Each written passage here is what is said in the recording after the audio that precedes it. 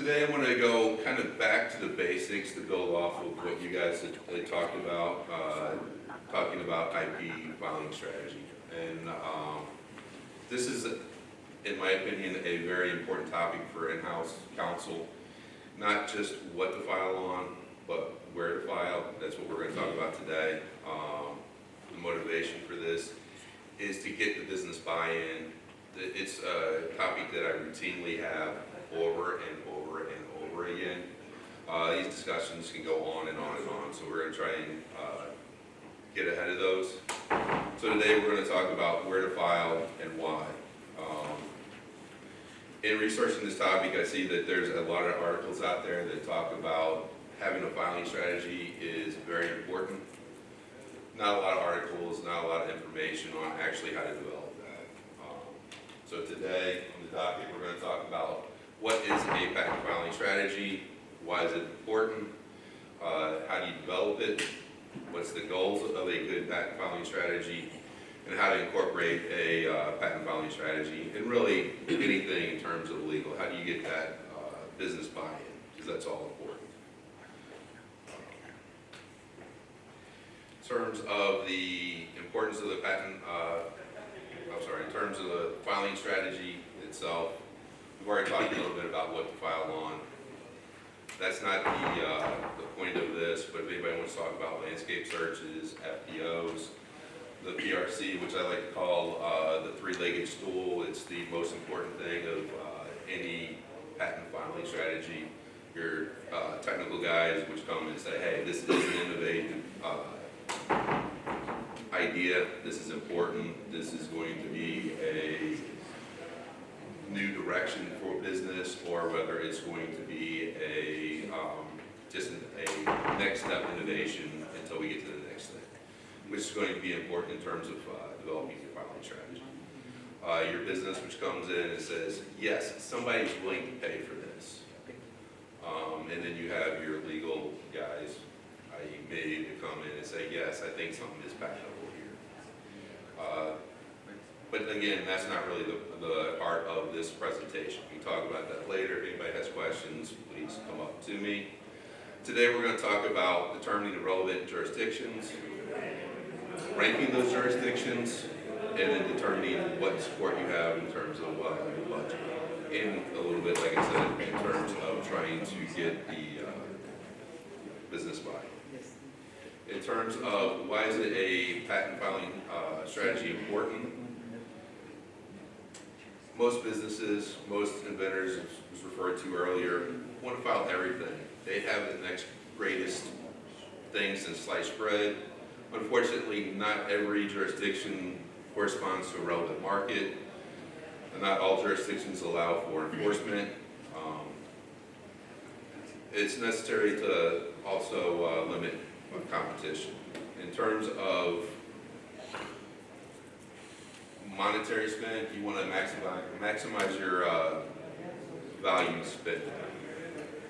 Coming from the U.S., I think I can say this, not everyone is like the U.S. government. They don't have an unlimited supply of money, so most businesses are really budget savvy and they want to know where their money goes. It also provides direction in the storm in terms of when you're in the PRC meetings, when you have outside conversations with additional third parties, you have a strategy going forward. You've made the decision ahead of time, you're on a course, you're sailing it. You're just not a boat that is letting the wind blow you from port to port. The thing that I like the most about having strategies is you set it, you forget it, and you can move on with your day. It's all simplified. However, with that being said, you also have to be open to change. We talked a number of times today about regulatory changes. That's not the only one that comes down, right? We'll talk about that a little bit more in a little bit. In terms of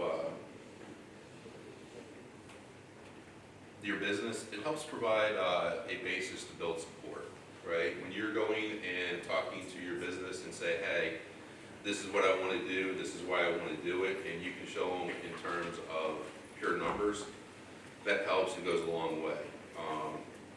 And in terms of being here in the Middle East, what I've learned is it's necessity for cultural change.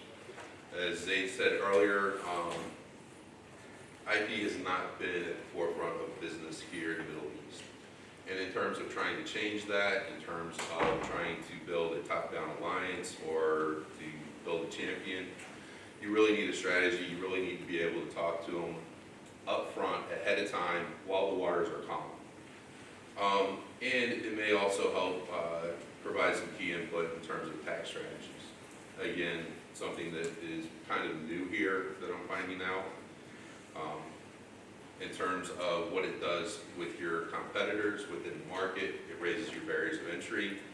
So your competitors think twice about coming into the market where you file. It also can provide a bargaining chip with third parties, whether you're talking about licensing or hopefully not litigation. You have something else to bring to the table where you have something that you can exchange. In terms of bringing in extra monetary value to the company, it also provides you with licensing opportunities.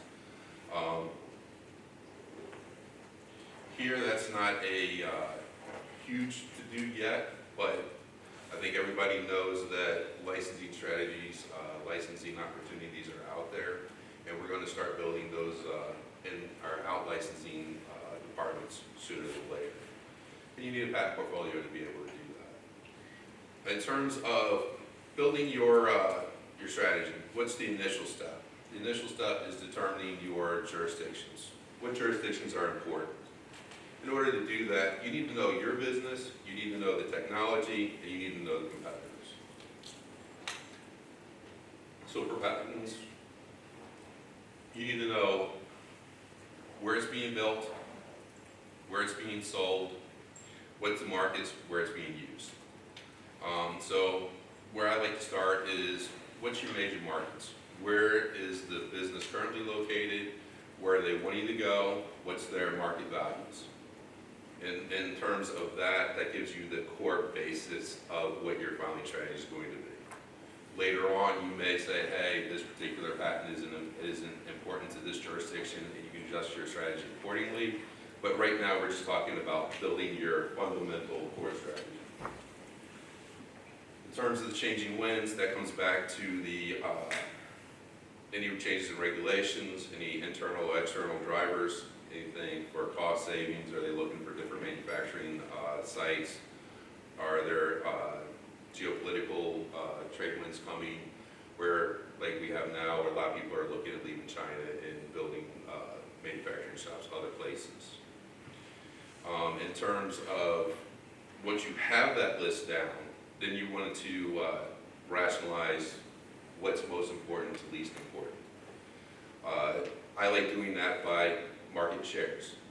This is the major market shares. This is the major markets for this particular product.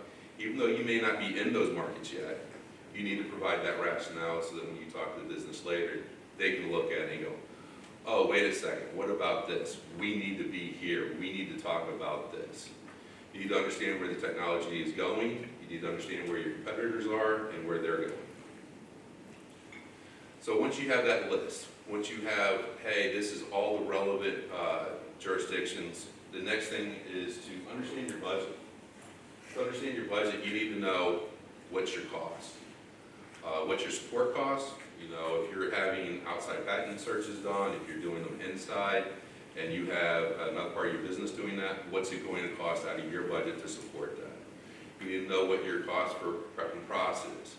You need to know what your current annuities are. You need to know what your future annuities are going to be. And once you get those, you can back out your budget and you can say, hey, this is how much I have for new filings. This is what's basically going to cost me to prepare it. Now I can start breaking down what the jurisdictions are and how much they're going to cost. In terms of current and future R&D projects, you need to know if it's going to be an incremental change. You might be able to get by with a patent or two. Is it a major product? Is it a brand new project, a new widget that's going to need 10 to 20 filings? Can you get by with one omnibus patent, what I like to call a kitchen sink, where you wait until the project's done, you put it all together in a 100-page application, you file it once, and you see where it goes? start whittling your list down by removing jurisdictions where the markets just don't support it. So being here in the Middle East, I sell to a lot of markets in Africa and Southeast Asia. They just don't support filing of patents in those jurisdictions. The other thing that I remove is where can I not enforce my Patents Act? Does it do you a lot of good to file in a jurisdiction where everybody knows nobody's going to get sued at, right? So these are things that you have to have a conversation about. Is the barrier to entry, is it going to make somebody second guess that even though they're not going to enforce it? Part of the conversation, part of the equation. If you have questions, call your outside counsel. You know, you ask them very pointed and direct questions. You don't say, hey, where do I file? You say, hey, I have this list of jurisdictions. Is there anything here I need to be concerned about? Is there any of these jurisdictions I cannot enforce? Are there anything here that I've kind of said, I don't want to file that there's been a change in the law, there's been a change in the regional patents where I can enforce it. You talk about the pros and cons of regional patents in specific business.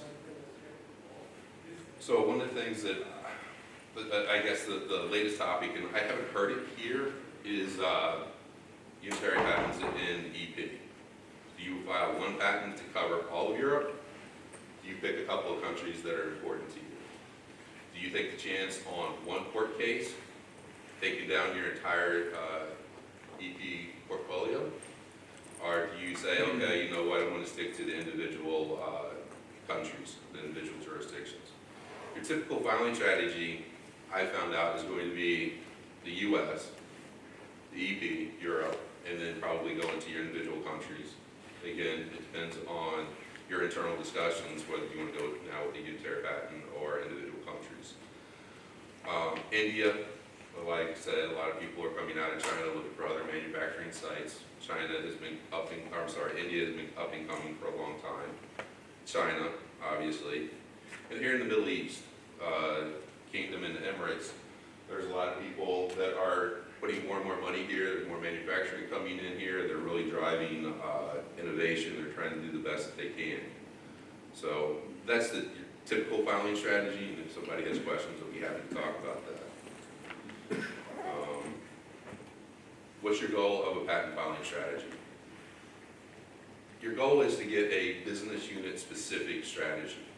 Likely, depending on your businesses, I came from major conglomerates before, Honeywell, DuPont. They're conglomerates because you have a lot of the same manufacturing sites, you have a lot of the same manufacturing facilities even, and you have a lot of the same markets. So it makes sense to use those logistics together. So you will have some overlaps with your SBUs. However, again, that's something that you have to discuss internally and kind of adjust as relevant.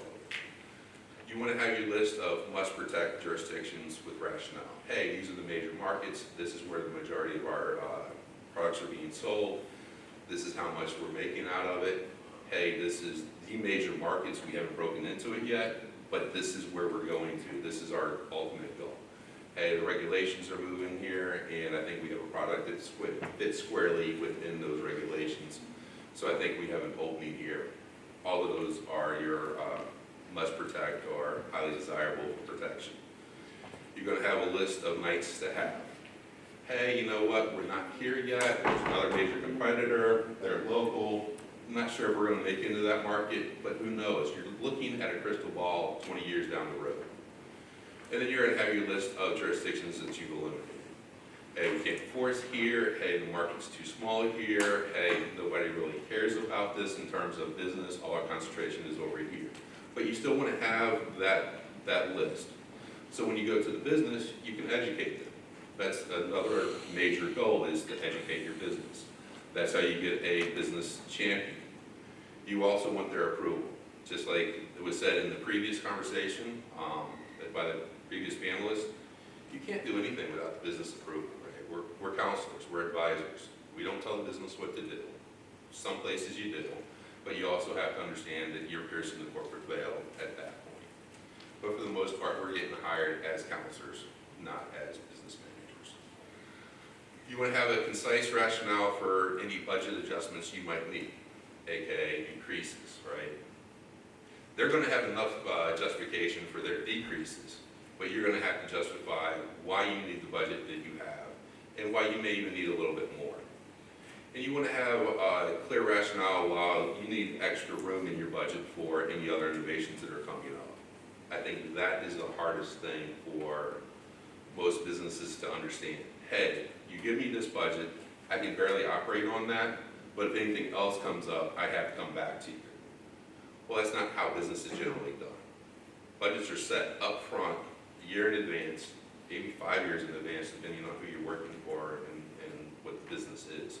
So you need to start justifying that ahead of time. And you want to be able to set it and forget it. Let's be honest, for those of us that are in-house and even some of the law firm attorneys that are in here, you got enough going on day to day, trying to figure out where to file every particular patent, especially when you're filing thousands of them a year. That just doesn't make sense. And there's some people that say, hey, things change. Yes, they do change, but they shouldn't change in 6 months. They shouldn't change in a year, and chances are, unless there's a major regulatory change, things aren't going to change a lot in 2 or 3 years. This is a strategy that you need to come back and revisit from time to time, but for the most part, set it, forget it, let it be your guide, let it see you through the storm, let it speak for you when the inventors are coming to you and say, no, no, no, no, I need this filed everywhere. It doesn't need to be filed everywhere. You have a strategy, you have business buy-in, you have the guys at the top said, this is what we're going to do. In terms of tips for filing strategy incorporation, and again, this goes back to implementing just about anything in terms of legal advice. Get the business involved. Get the business involved early. Don't come to them in the last minute. Make sure that it's their decision. They have input ahead of time. Listen to what they have to say. Be empathetic to their concerns, right? If you're not listening to them, at least letting them speak, you're not making change.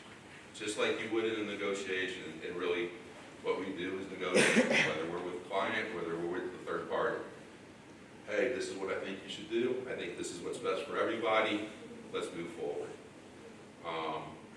Have solid rationale for your recommendations. This is what I think. This is why I think it. I'm willing to consider anything that I haven't thought about. Again, this goes back to listening, be empathetic. Also, don't be afraid to say, hey, this is my budget. You've only given me this much to work with. What do you want me to do? Ask for their help. Say, yes, I can file anywhere you want me to file, and I think these are the countries we should do it, but I need a budget increase. Okay, great. You don't want to give me a budget increase, or you only want to give me a certain amount? Okay, great. Help me understand your priorities. Please make a decision for me. You're making a recommendation. It's up to them to make the decisions, set the priorities. What's important for the business? And I think the number one thing, don't argue with the business. You're their advisor, you're their counselor, it's their decision, right? And honestly, this is something I've come to realize recently in this region. In the US, I would stand up and argue and say, no, you're wrong, this is what we need to do. In the US, I could get by with that. Here, I've realized to be more like water than the rock. Hey, it's your decision, you tell me where you want to go, and I will do my best to help you get there. And that's another thing I want to bring up too. In terms of having those discussions with the business, you have to listen to them. A lot of them have information that you don't have, and a lot of them are not business savvy enough to explain those rationale to you. So you have to be able to try and read between the lines, try and understand, ask questions. Hey, it seems like this is a concern. Hey, this seems like what you're trying to say. And with that, I conclude my presentation.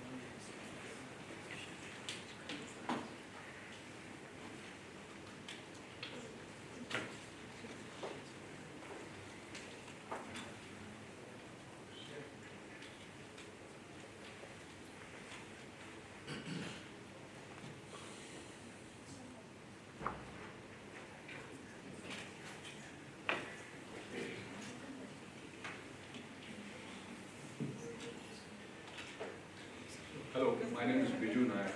So today I'll be talking about the defensive strategy. So I'm a lawyer based out of India and I represent this community. It's called LOTNet. So LOT stands for License on Transfer. So we all know about offensive strategies as lawyers or patent agents. We all talk about offensive strategies of filing patents. My colleague Matthew also talked about filing strategies. So now let's look into the defensive strategies. How can we defend us from our entities from patent trolls or non-practicing entities or operating entities behaving badly? So if you see globally, so it's like after COVID we had vacuum shots. So you need, so there is threat from in the whole ecosystem, global ecosystem, from patent trolls. So what are these patent trolls? These are entities, there are two types of entities which can create patent tension. So one is an operating entity which behaves badly, or it could be a non-practicing entity. A non-practicing entity is somebody who doesn't have any products or services. They just buy patents. They buy patents from universities. They buy patents from patent holders when they sell those patents. And then they start asserting against anybody in the ecosystem. And so if you see the high-end technologies, like any technology you think of, there is an effect of the patent trolls or the patent assertion entities. So if you see here, most of the patent troll litigation is done by patent assertion entities, 87%. And from operating entities which owns those patents, it is only 13%. So I'm giving an example of the US jurisdiction. And where do the patent trolls get their patents from? They get their patents from when operating entities sell their patents or universities sell their patents. So you will see here, 13% is from inventors and universities, and 87% is from patent troll when operating entities sell their patents. So any entity which is selling their patent, the patent trolls buy it from them, and they start asserting against anybody else in the ecosystem. So how do we stop this? How do we stop operating entities' patents being in the hand of the patent trolls? The answer is LOTNet. So if you see in 2014, LOT Network was created. We are a non-profit based out of US. We are a global community today. Anybody can join the community. So if you see here, from the times we started the network, we have 3,000 plus members globally. And LOT stands for License on Transfer. So anybody who is part of the network sells any patents. If it is bought by a patent troll, patent assertion entity. So we define a patent assertion entity as anybody who is making more than 50% of their annual revenue from selling patents or filing patent infringement cases. So anybody who is filing patent infringement cases, if their revenue from that effort is more than 50%, according to the community, that's a patent troll. So that entity, if it has bought from any LOT network member, cannot use it against another LOT member. So we are keeping millions of patents away from the hands of patent trolls this way. So I repeat, any entity which is making more than 50% of their annual revenue from selling patents and filing patent infringement cases, and that entity, if it buys from any LOT network member, cannot use it against another LOT member. So this way we are keeping millions of patents away from the hands of patent trolls. So if you see here, you can see almost all major entities across the globe, from US to Germany to China, everybody is part of the community. So almost 18% of all US patents are owned by most of the entities who are part of LOT network. So all these patents are away from the hands of the patent trolls. So that amounts to 4.1 million assets.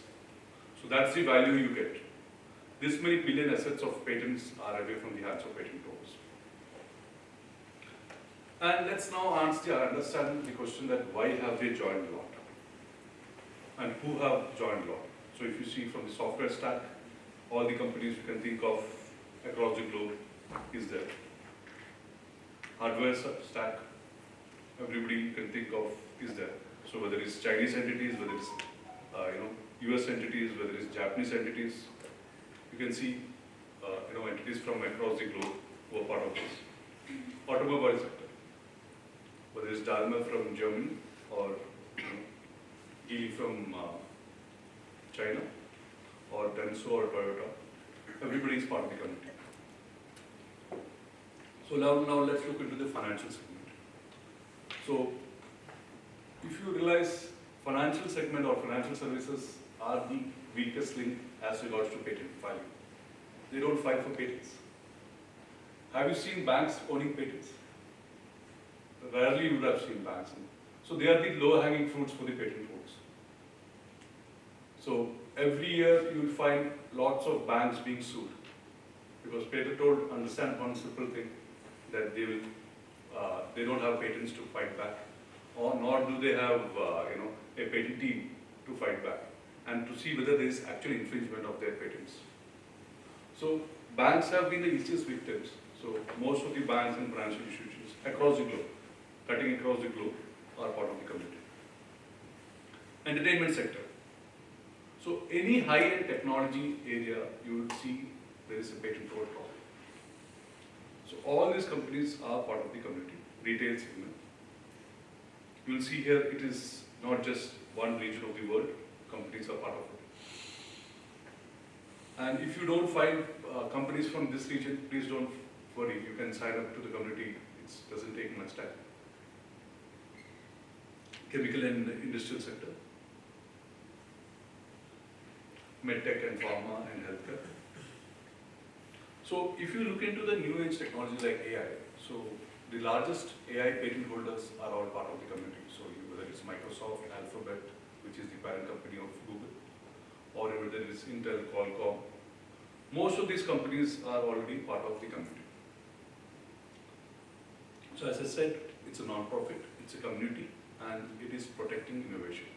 Because the fundamental objective of patent was to provide a monopoly right to the innovator.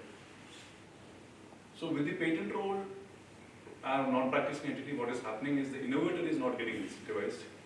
It is these non-practicing entities who are getting incentivized. Because they make money. The patent owner doesn't make money.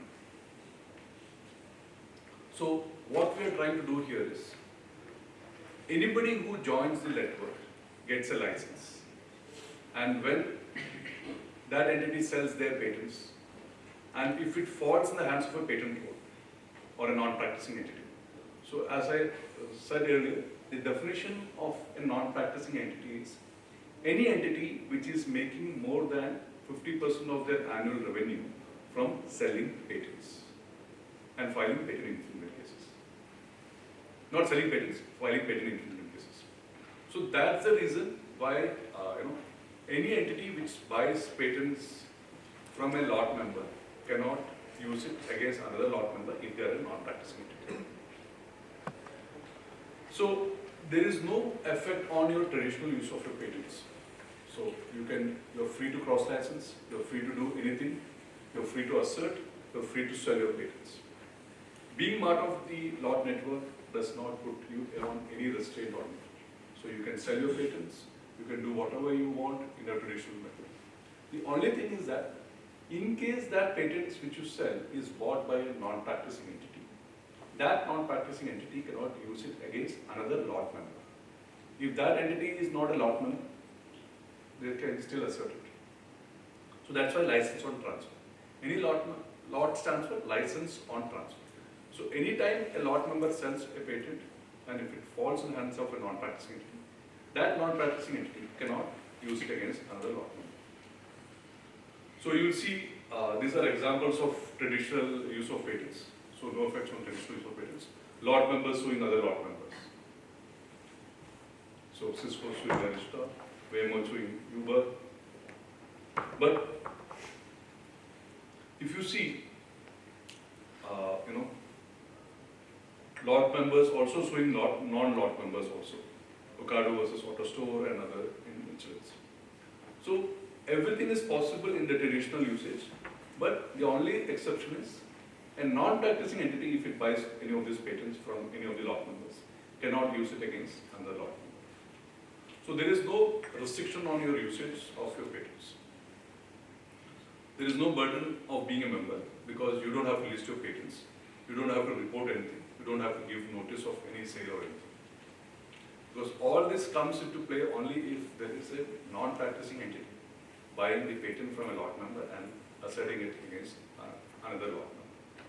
So there is no obligations on you being member. So as I told you earlier, a patent, what is an accession entity or a patent accession entity?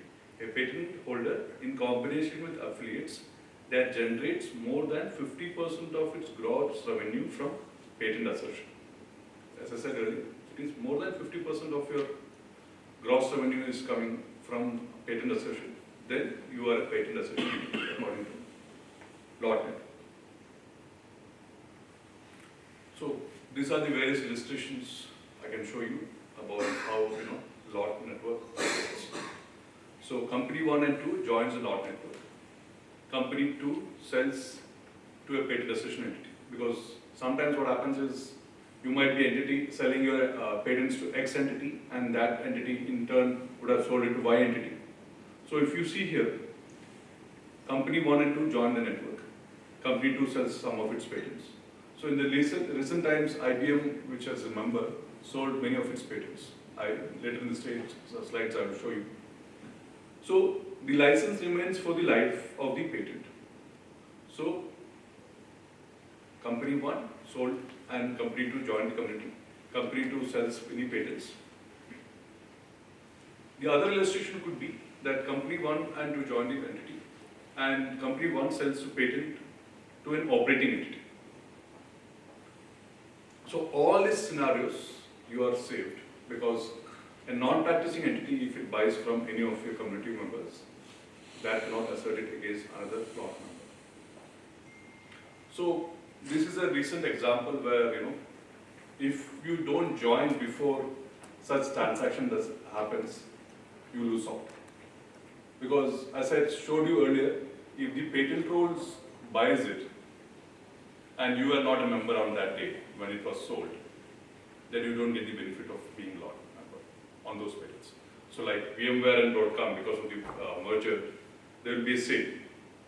So anytime .com would sell the VMware assets, and if you are part of the lot member network before that sale, you would be immunized. But if you join the lot network after the sale, you will not get immunized against those patents. So it's always better to join the community earlier than later. So these are the more instances of more assets leaving the community. So IBM, I showed you, when they sold some of their patents. Verizon, whether it is Groupon, Cisco. So this only illustrates that it's always better to join the community earlier than later, because those assets which has been sold before you join, those cannot be used against you. They can be used against you because you cannot be immunized against that. So earlier the better for you. So now the most important consideration is always cost as business. So if you see here, if you are making less than 25 million US dollars, there is no joining fees. You can join for free across the globe. But if you are making more than 25 million US dollars, you can pay a reasonable fee for being a member. So the reason is that startups and small companies can't afford to pay. So there is no cost for them. But bigger companies can pay. So that's a benefit you get. So what are the other benefits being part of the lot network? So you get to interact on annual general meetings with GCs and other people. You have a lot of events across the globe which we organize. We have patent donation programs for startups. So if you are a lot member and you are a startup, and we have some of the patents which you can utilize, you can use those patents from us. You can get those patents gifted from lot network. We also help, in buying and selling patents between members without use of brokers, because you are part of the network. We also, come out with reports like 5G transparency report we came out with. We help other community members like AST, Open Invention Network. We work with other, defensive patent strategies in defending the whole ecosystem. So these are some of the benefits you get being part of the community. So, any questions, anybody? I'm thinking like looking at it different way. I'm wondering whether have you done any kind of competition law analysis or antitrust type analysis, because even though patent troll or non-practicing entity are not good for economy in general, but in a way they are representing small company or small inventors that they probably don't have the money to get it to the market or making money, and those inventors basically decide how much they're going to sell their inventions. So by grouping all these companies together and putting them all together in this combination of agreements, it's kind of, you put those small inventors in disadvantage because they cannot compete all of a sudden, or they cannot bring lawsuit against, or they're going to be at disadvantage, or they're not going to be able to really bring lawsuit against all these different companies. Yeah. So that's why, if you've seen the earlier slide, you would see that joining the community is free for smaller entities. And the objective of the whole community itself is to protect you from patent accession entities. And we all understand that patent accession entities are not good for not only for the economy, it is also bad for the smaller entities. Because the biggest victims of patent accession entities or non-practicing entities are the smaller companies. Because bigger companies can afford to defend, they have a huge legal team to defend, they have patent lawyers to defend themselves. They have insurance also to take care of the cost. But it's actually the smaller entities which are biggest victims of patent trolls. But those small companies, if they join your network, they cannot bring lawsuit against the larger company. They can. So if you sorry, see here, I missed it, please. yeah, so they can bring the lawsuit. So that's why I showed you. These are all the examples of lot members suing other lot members. And these are the other examples of lot members suing non-lot members. I think so. He's saying, I think go back to your definition of the patent enforcement. Right? Because I think he's saying if an inventor comes up with something and they want to do business, they would want to enforce their patents, right? But what he's saying is they're not, these are kind of non-practicing entities. Yeah. So they just go by portfolios and they sue. So Yeah. it's not like they came up with it. It's not like they have other products or services they're providing. They only sue. Yeah. But going back to the definition, Yeah.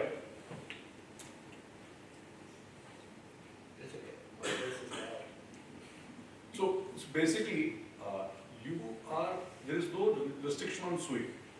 Even a lot member can sue another lot member.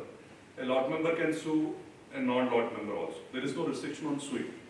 The only thing what we are doing is, in case an patent accession entity, so a patent accession entity, as per the definition I showed you, is that anybody who is making more than 50% of their annual revenue from patent accession activities. Is licensing considered that, or that's? Only patent accession, not license enforcement, not license enforcement. Yeah, because if I come to you and say, hey, license to me, otherwise I sue you, and then you agree, and I license to you, and you give me money, is that revenue part of? No, this? that's not. So as long as you know. And also, how do you define members? Is it company with the entire portfolio, or only a specific part of their portfolio? So any corporate entity can join, or even a startup can join. So for example, let's say Microsoft, they want to become a part of the network, right? So they will become a part of the network as whole, Yeah. or only, let's say, No, Only- not one particular division. no, right? So it's not like only No. 5,000 patents, No, irrespective of, Yeah. it's the entire organization. it's not that research division joins our network, or the technology division joins. Right. It's the whole entity. That inventor is not restricted, right? Yeah. From a certain, that inventor may join the network, but if they wanna sell to a non-practicing entity, then they'll assign everything, but they need to have a license back to Lot that says we wanna enforce it against. Okay. So if they don't licenses and they go to non-practicing and they decide basically the inventor thinks in their benefits to go to non-practicing and bring lawsuit, it's able to do so. They can do that, but then they cannot file a lawsuit against the members. The members, okay. Yeah, so that's the difference. You can sue anybody, but using that patent which a lot member sold, and for that also you have to be a member before the patent was sold by a lot member. So there are two crucial things. One, you have to be a member before the patent was sold to a patent holder. And secondly, that entity cannot only sue a lot member, cannot sue a lot member. And those inventor, in order to join the lot, they have to start up their own company and have some revenue. No, there is no requirement of any Or, revenue. okay, So- yeah, so- you mentioned, okay, I Yeah. got it. You can always quit the group too, right? You can always quit the group, Yeah, anytime. and then you Okay. sell your assets and have. them Okay, yeah, if they could quit anytime, there's no agreement of So like, stay for until time you to. have, stay until you have something to sell, and then quit, sell it, and have them sue them. Okay, then you don't have Then the it's- antitrust issues Yeah. and stuff. Thank you for the Sure. Thank you. I'm just really, for my own understanding purposes, the classical legal principle is once I have sold my property to somebody else, I have no right to control as to what he does with that property. So how is it that we are saying that in case I'm selling it, I'm not licensing it, I'm selling it, because there's a difference between license and sales.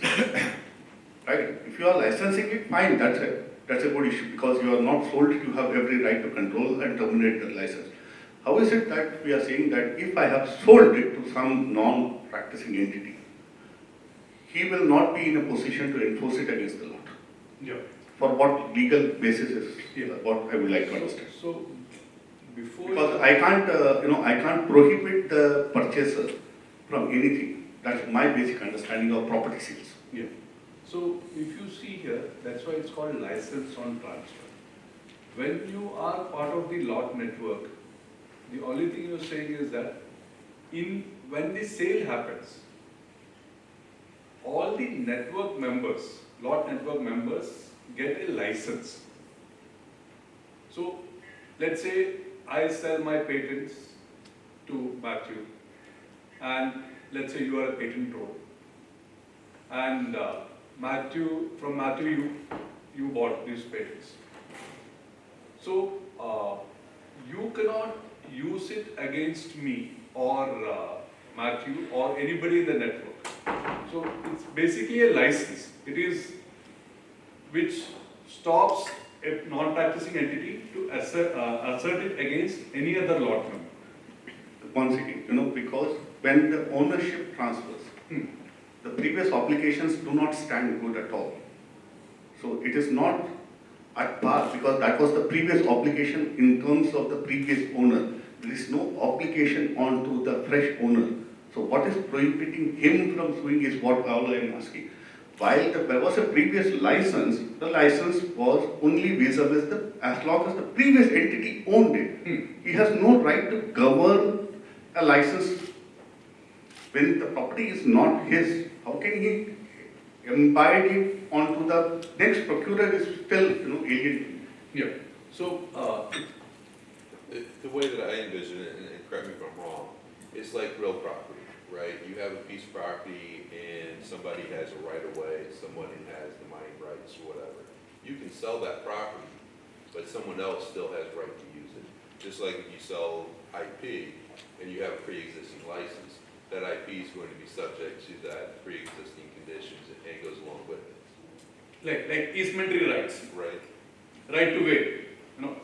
All this are, you can't the new purchaser cannot say that, okay, I will not give the right to way, because the previous neighbors enjoyed those rights. You can't say that, oh, I can take away any of those rights. So even in law, even the new purchaser have all the obligations, because they are only stepping into the shoes of the previous owners. They do not have any additional rights which they can create. And the license is. One more last question. Assuming that I'm a small entity, I'm an individual player, okay, I was part of the lot and I wanted to sue one of the bigger members of the lot and I had a financial constraint. Okay, and what you talked about is sales part of it. Okay, but if I don't sell it, but I take the funding from the non-profit entity and sue the member in the lot, is it acceptable? Yeah, that's why I gave you this example. If you see this slide, lot members suing lot members suing. Those are all big companies. What I'm talking about is an individual who has no finances to enforce it. What is his classical remedy? And why does he go and sell it to a non-profit, NPE, non-practicing entity is what I'm asking myself. Why does he basically sell it off? Because he has no legal backing and monetary backing to chase such big entities. That's one of the primary reasons. Predominantly, I would say that's the reason why most of the small individual inventors, we are seeing one of the court cases going on in Delhi, where there is an individual inventor suing big companies, and he has faced good amount of challenge in enforcing it. So, assuming that it is, he says that it is a standard, he is ready to give it for fraud, but if the company is not ready to come and take it, can he, outside, instead of selling it, can he take the monetary issues, such as in case of damages being awarded, the entire litigation will be sponsored by a non-practicing entity. Is that acceptable? So, see, we are not propagating, restricting any of those rights of the owners. The only restriction is that if you are a lot member, you can do anything you want to do.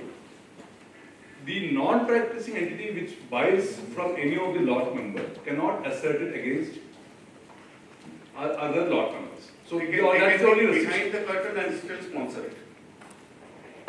No, see, we are not into the commercial aspects of things.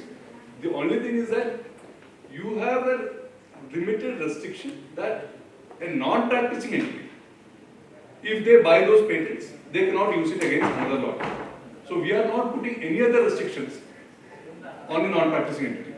They can do anything, the members can do anything. So that's why this bears example that lot members are suing lot members. There is no restriction. So that is your traditional use of your patents. Lot members suing other lot members, because that's also our only target is the patent rules.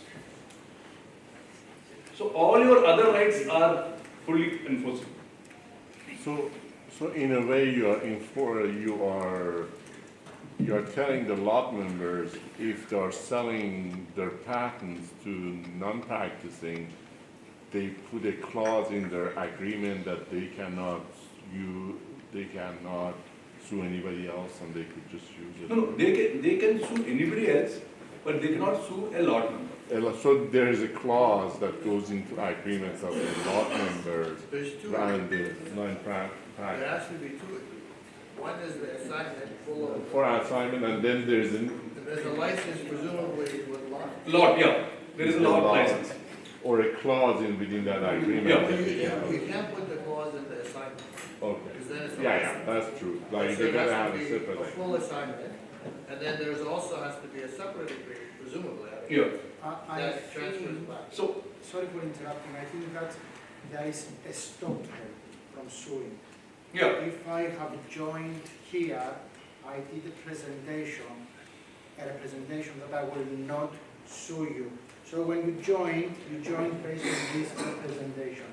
So this is acting like a stop her, I Well, think. if you join here, I think kind of the my company that owns. next the IP. colleague, I think I'm eating up her time, so I think we can take this discussion outside. Maybe give time to my colleague. Okay. Thank you.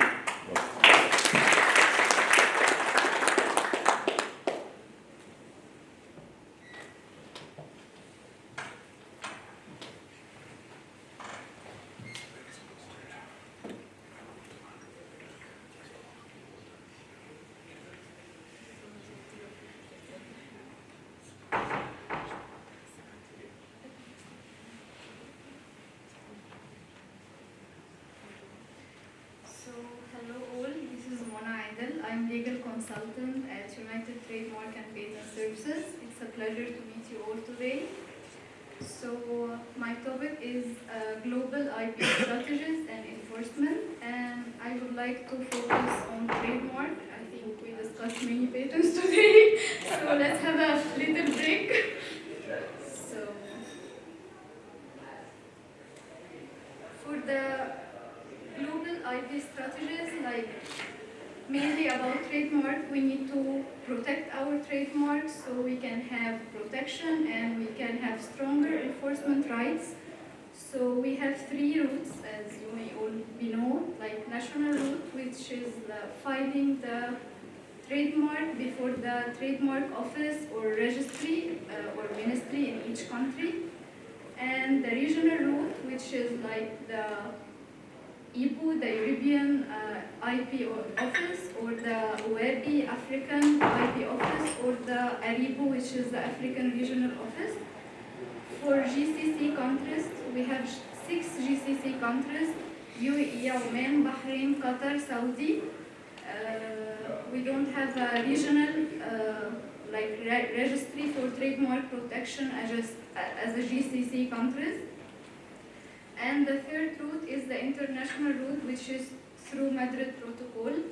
And as we are now in UAE, as like UAE joined Madrid Protocol 2 years ago, so I would like to discuss with you this and some challenges we are facing right now. So, can you help me to zoom, please? It's good.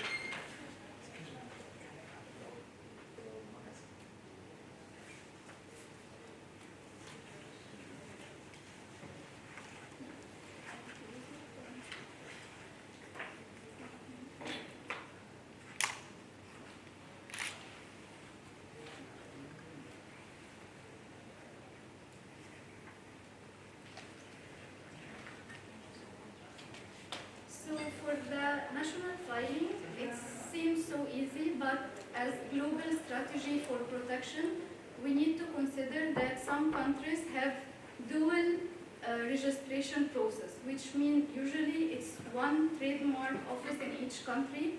So if I want to file in UAE, my trademark is protected in UAE, it's territorial. If I want Saudi, it's protected in Saudi, and like this.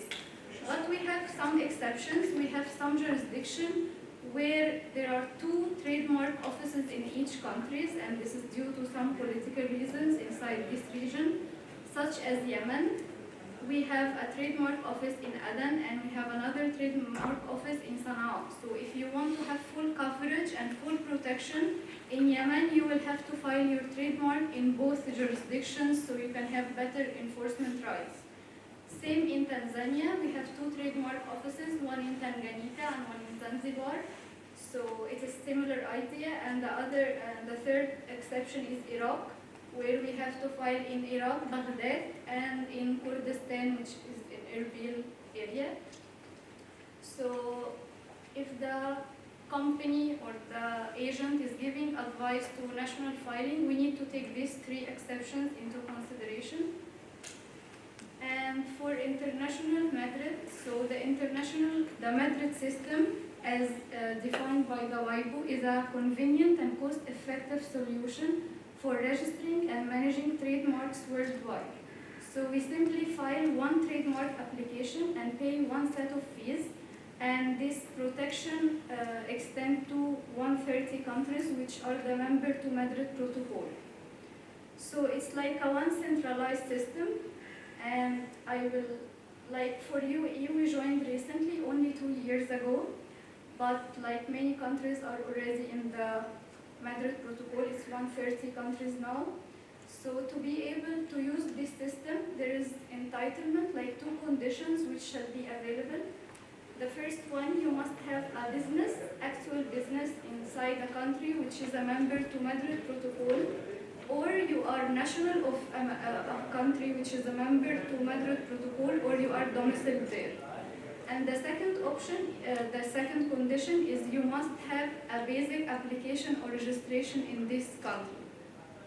So for example, I'm a UAE company, I have a trade license in UAE, I want to use Madrid system. What I will do? Number one, I already have a trade license, so I already fulfilled the first requirement. The second requirement, I need to go to the ministry or trademark office in UAE and file a basic application or basic registration. Once I file this application, I can use it and I can apply for international mark through Madrid system. This can be done through a lawyer or the company can do it itself. So for GCC, Bahrain, Oman and UAE are already members. Saudi Arabia is not a member yet, but it's expected to join this year. Qatar and Kuwait are not members yet. So I made a comparison like to the pros and cons, which in my opinion, like I'm not saying the system is better than other, but we have to draw up a strategy when we consider protecting our trademark in multiple jurisdictions. We have to draw up a proper strategy. Which one should I go for, national or international? So as I mentioned for the pros, like it's a single application in one language. We pay in same currency one time. So sometimes when you select many countries, it can be cost effective than national route. And if I want to apply, for example, the example I said for UAE, I already apply for my basic application and I have it or registration, then I will file my international application. There is no need to, like if I want to designate USA, Canada, Egypt, Bahrain, there is no need to get a power of attorney. And as you know, power of attorney is headed to many companies to provide. So this is all advantages of the Madrid system. There are some disadvantages which like for GCC, there is not yet full coverage. As I mentioned, Saudi, Qatar, Kuwait are not yet member. The national filing is quicker. So for example, in UAE, it takes around 4 to 5 months to get a registration. But if I designate UAE, like if I have international mark and I designate UAE, it will take like 18 months to be examined. This is in case no irregularities issued. So for some countries like UAE, Saudi, the national route is more quicker than the international route. And sometimes also I said like power of attorney is not required. So I designate US, Canada, UAE, Bahrain, Egypt. I will like no power of attorney is required. But if office action is issued or someone opposes this international mark, I will need to quickly appoint a local agent in this jurisdiction, and I will need to appoint a local, like I need to give power of attorney, which is in some jurisdiction as UAE, it will have to be legalized. So if you are a US company and you have international mark and you designate UAE and office action is received, rejection for citation or anything, you will have to get a legalized power of attorney within 30 days. So, and you know, legalization takes too much time. So this is one of the disadvantages we are facing. And there is like a central attack for international mark. For example, within 5 years, anyone can file a cancellation action to this international mark, so it will consequently affect my other designations. So if I designate 10 countries, this would be affected. Unless, as applicant, I like the WIPO make this option to mitigate the consequences of central attack, which is transformation. I have the right to transform this international mark to national marks if this central attack happens to me. And one of the disadvantages I saw in the UAE, so we have an option in the UAE to register or to record our trademark before the customs authority. So like for seizure of any counterfeit shipment. So we usually do this with the local UAE registration, and we can do this in the 7 Emirates. But because the international system in UAE is recent, there is no yet regulation if we can take the international statement of grant and apply before the customs authority in UAE. So it is not yet like discovered whether it will be allowed or not. And one other disadvantage, if I have infringement in UAE, and I already have designated UAE and I got statement of grant for my international mark, I will need to translate or get this statement of grant certified to be able to use it before the local authorities. But if I have a national registration, I will immediately use it. There will be no need to get it certified or certified to Arabic or translation. And a last example of the disadvantage, I think it's not appearing here. So we face some problems, like we have many international clients who designate UAE, for example, in alcoholic beverages, in class 33, and they pay the fees. But actually this class in UAE, it is not registrable, it's against public policy, so while taking the decision to resort to international mark, you need to consider the rules in each country so you avoid losing your money, such as class 33. And another example, if I have a UAE international application based on UAE and I want to designate it to US, for example, I must have declaration of use. So in case I don't have use in US, this international designation will not work in US. So before taking this decision, we need to consider the local rules in each country. So till yesterday, I checked the number of international mark designated to UAE. So I said it, we only 2 years ago joined in December 2021. Till now it's 15,058 trademarks, which is a large number. And the number of local UAE companies which they get their basic application from UAE and then they file their international mark, it's up till now it's 157 companies. And the first international marks from UAE, there was filed by the Ministry of Economy. It was for the trademark Investopia. So they filed it in January 27, 2022. So almost 1 month after they joined the Protocol of Madrid. And I want to highlight, like, as a global strategy, before resorting to national route or international route, we always advise to conduct search.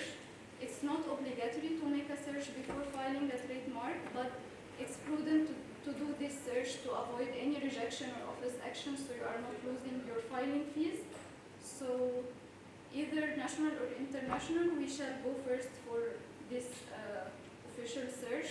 And sometimes if the mark, like, it will be used in multiple jurisdictions, we are also advising to do clearance search, which is a check before the trademark office or ministry, and we also conduct a check on trade name on this jurisdiction, domain names, and social media to check if there is any usage before I proceed and take this mark for me. And thank you.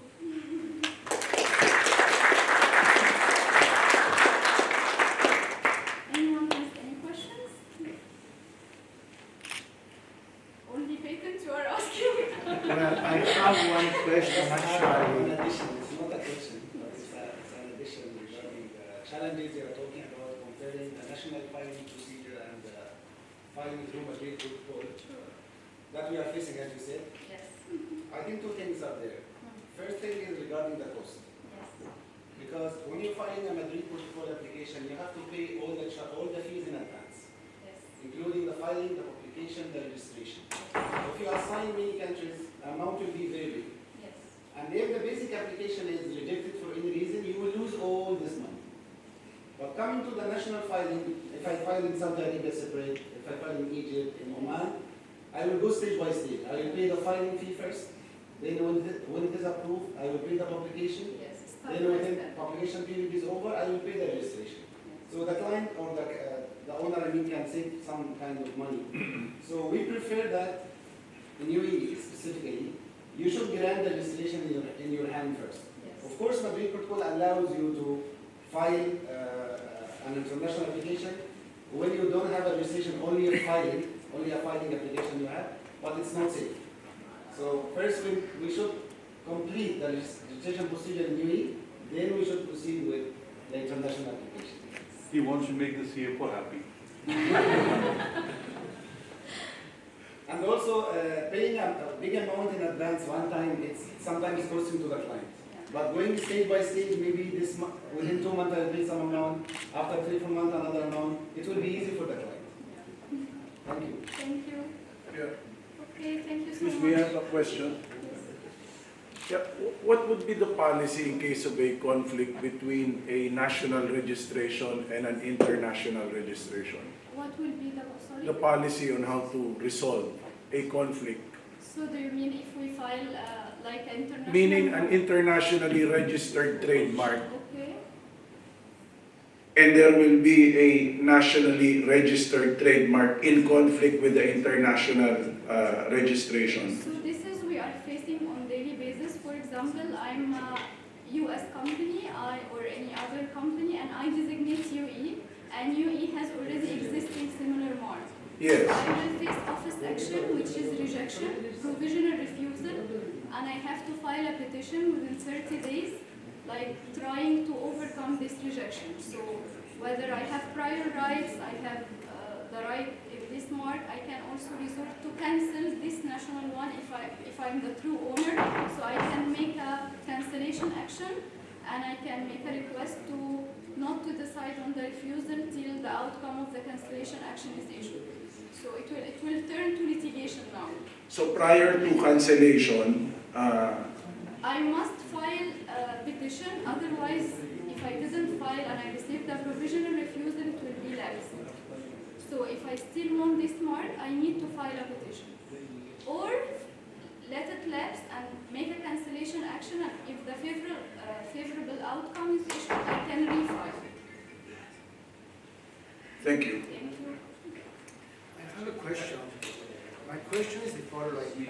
I know that you are in several jurisdictions, so which jurisdiction do you consider as the best for a basic application? It's not about the best to consider. There are rules, like if you are having a trade license in UAE, you have the right to make a basic application and to apply from UAE. If you are not national or domicile or you don't have a trade license, you will not choose. Okay, I see. Well, the reason I'm asking is simple, because in Cyprus, where I'm coming from, everybody can apply, even if he's not resident or if he does not have a license to operate in Cyprus. So in this case, you can apply, but you will receive irregularity from the WIPO. I understand. And it won't be overcome because the entitlement of the WIPO, it is the same in all jurisdictions. Of course, Yeah. of course. Any other question? Here. This one. Hi, thank you, that was insightful. Maybe a couple of questions come to mind. If my company registered in the UAE, do I need to first register my mark in the UAE and then do the IR? Yes. Or can I go directly to IR? No, you cannot go directly. Two Okay. conditions which are fixed in all the jurisdictions which are member to Madrid Protocol. To Okay. have a trade license, effective business, or domicile or national. And the second one, to have a basic application or registration. So you can just apply in UAE and you can use the application number, or you can wait till it is registered and apply with the registration number.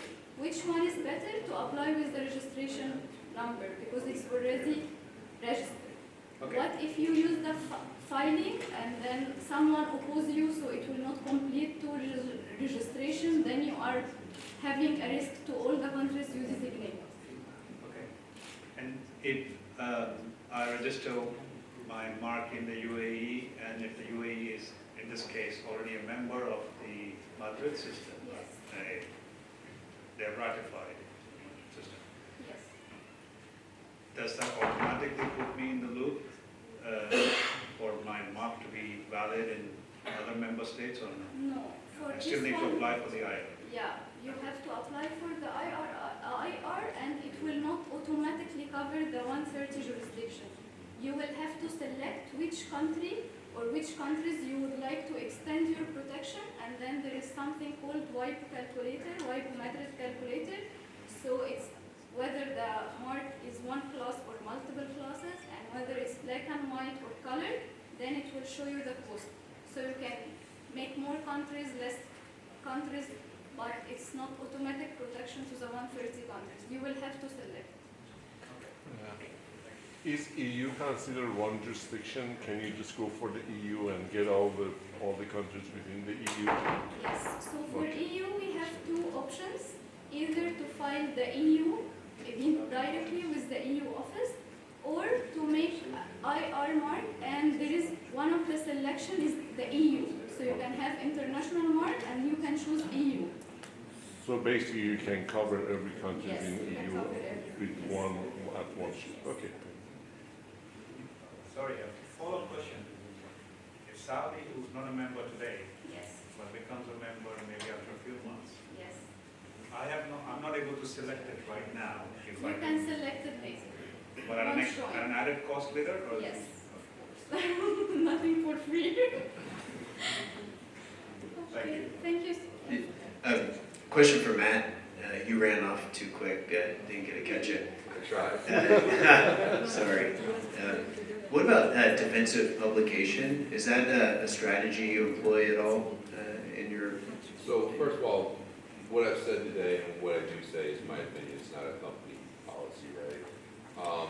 But in terms of defense publication, that goes back to what to file on, which was not really part of the conversation today. We can certainly talk about it, and it is a valid strategy in any corporation or for any innovation. There's pluses and minuses to everything, right? And this goes back to what you and Zay were talking about earlier. Is it worth filing on? Can you go back and can you actually find out whether those are being infringed? Are you looking at, is this really worth filing on in terms of, even if you can find that it's infringed, is it something that you're going to try and sue on, or is it something that you just want to make sure that you have the right to practice on? And just to make sure everybody knows what we're talking about, defensive publications is, hey, you know what, I'm going to dedicate this to the world. Usually you find an academic publication in the middle of nowhere, you publish it, so later on it's there, but it's not an actual advertisement to any of your competitors. Hey, this is what we've come up with. Great thing about the software that we have today is it's all discoverable, right? It's all easy to find, but that's basically what we're talking about. Does that answer? Yeah, and I mean, I haven't sort of thought too deeply about it, but does it benefit companies that have tremendous infrastructure costs associated with something, or? Absolutely, especially if you want to make sure you have the right to practice going forward. It's, again, a perfectly valid. I think we have, meaning we have 4 outcomes in terms of the patent decision. Are we going to file on it, or are we going to keep it a trade secret? Are we going to do defensive publication, or do we want to hold on to this and look at it later?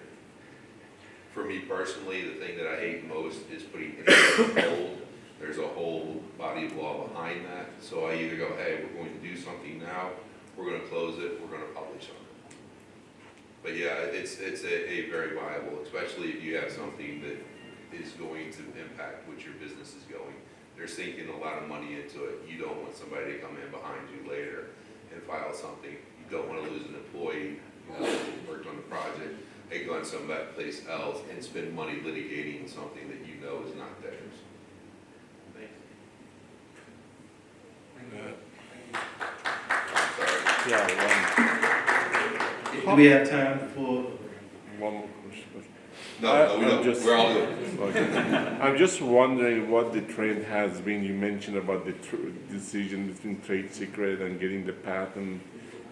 Has the trend for last decade has been going towards people going more for trade secret than filing patents, or vice versa? That's actually an interesting question, and I was talking to Tim earlier about his software. I don't know that there's a trend one way or the other. I think it comes back down to, hey, is this something that we can keep as a secret? And can we enforce it if it gets out, right? That's, I think, your basic questions in regard to that.